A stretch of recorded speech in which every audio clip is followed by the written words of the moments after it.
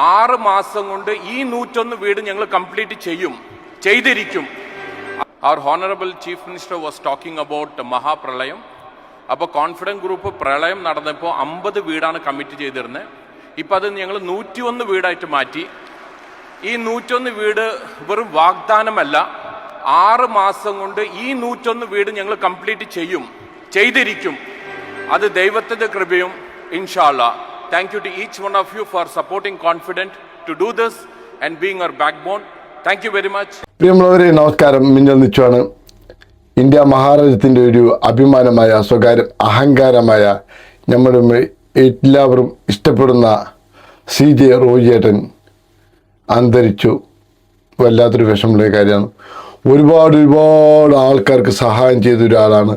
അറിഞ്ഞുകൊണ്ടും ആർക്കും അറിയാതെയും ഒരുപാട് സഹായം ചെയ്തിട്ടുണ്ട്. അതിൻ്റെ ഒരുപാട് തെളിവുകളും വീഡിയോകളും ഒരുപാട് കാര്യങ്ങളുണ്ട്. ഇയാൾ മരണപ്പെടാനുള്ള കാരണം ഈ റോയിയേട്ടൻ ആത്മഹത്യ ചെയ്തതിനുമ്പോഴത്തേക്ക് ആർക്കും വിശ്വാസം വന്നില്ല. അവസാനമാണ് അതിൻ്റെ പിക്ചറൊക്കെ വന്നത്.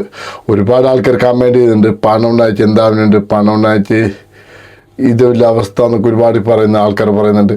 എന്നാലും റോയിയേട്ടന് പണം ഉണ്ടായിട്ട് ഒരുപാട് ആൾക്കാരെ ജാതിയോ മതമോ ഒന്നും നോക്കാതെ ഒരുപാട് ആൾക്കാർക്ക് സഹായിച്ചൊരു വ്യക്തിയാണ്. എന്തിനാ ഈ ദുരന്തം വന്നപ്പോൾ 50 വീടായിരുന്നത് 100 വീടാക്കി മാറ്റി. ഒരുപാട് KMCCക്കും ഒരുപാട് പാർട്ടി നോക്കാതെയും എല്ലാവർക്കും പാവപ്പെട്ടവർ ഒരു കണ്ണിൽ ഉണ്ണിയായിരുന്നു. അത് BJPക്കും കേന്ദ്ര ഗവൺമെൻറ്റിനും എന്നും കണ്ണിലൊരു കരടായിട്ട് മാറി.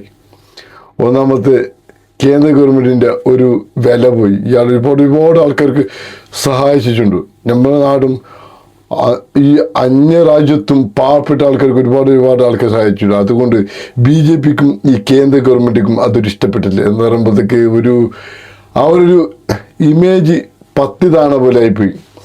അതുകൊണ്ട് ആൾക്കാർക്ക് ഈ കേന്ദ്ര ഗവൺമെൻറ് വിചാരിച്ചു ഇയാളൊന്ന് ഒതുക്കണം. എങ്ങനെ ഒതുക്കണം? ആദ്യൊരു പ്രാവശ്യം റൈഡ് ചെയ്തു.